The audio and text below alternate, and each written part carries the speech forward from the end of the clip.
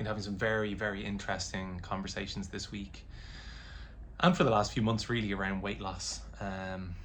People are obviously driven demented by unexpected weight gain and by what their lack of bad habits seems to still be causing this really significant kind of creeping onset of belly fat and that sort of stuff.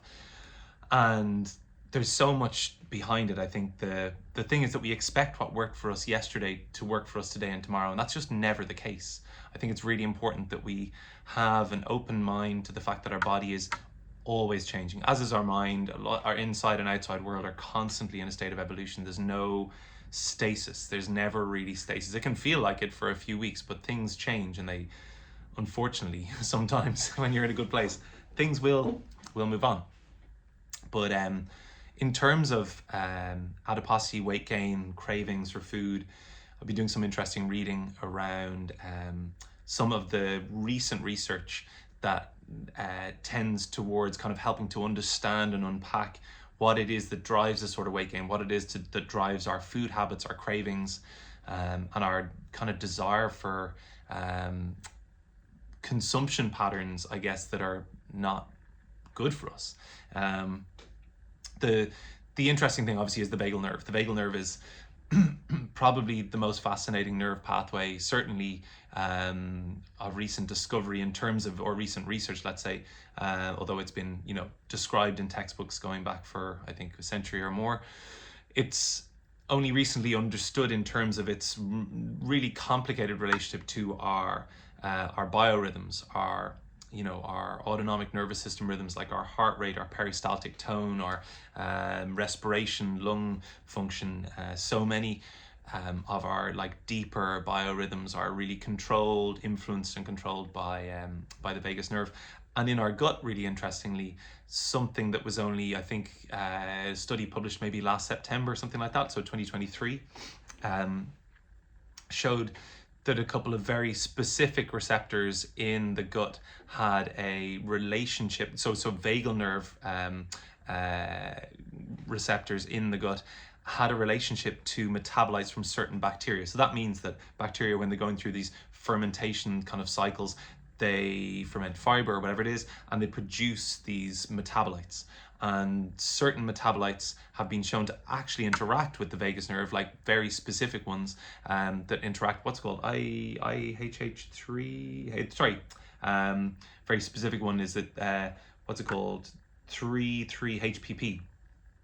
So it actually encourages mice and mouse model studies to seek more sugar, to seek more fat, and particularly when they consume a combination of sugar and fat, it really drives the production of this type of bacteria that produces this type of metabolite that then feeds this vagal nerve endpoint, essentially, let's say, along the gut wall, and then that triggers activation in part of our control, self-control, reward mechanism stuff in our prefrontal cortex, reducing control and encouraging more binge eating, which I think was really fascinating. And the most interesting thing, I just want to share this quickly, something I've heard about for years is a thing called Akkermansia. Akkermansia is a particular bacteria that's been identified in the guts of certain subsets of human population in parts of the world where they literally don't encounter diabetes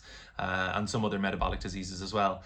And Akkermansia, when they isolated it and used, I think, in fecal transplant style of studies in in mice, it was able to reverse diabetes.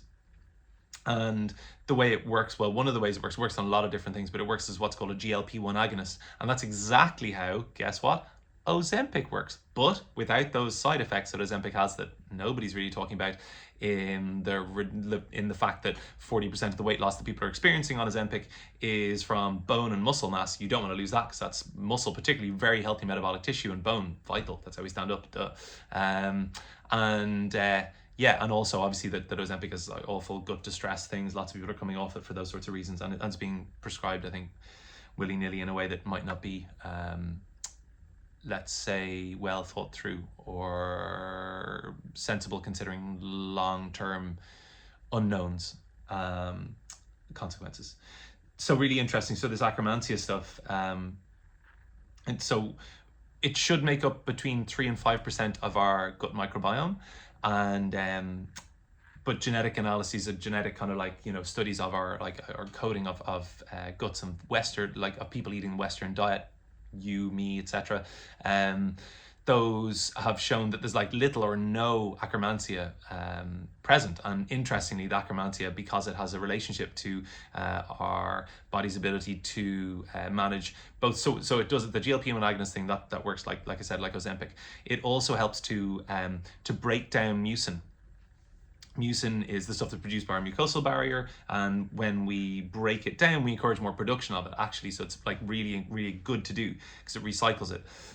And the more you encourage the production of mucin, the more you strengthen the gut barrier function. So that's really helping to regulate and support the body's ability to control the release of nutrients across the gut wall, to prevent the release of toxins and irritants and potential allergenic compounds across the gut wall. It can then regulate inflammation, inflammatory processes. Like really, really exciting potential stuff from this. Also, one of the things that Akkermansia does, so when we drink alcohol, one of the things that happens when we ferment ethanol in our gut, one of the bacteria that does that, or the bacteria, I think maybe, a metabolite of that bacteria is what's called LPS, lipopolysaccharides. And those lipopolysaccharide particles are the things that cause alcohol poisoning. They go across the gut wall, cause gut permeability, they go straight to the liver, all sorts of damaging, not fun stuff.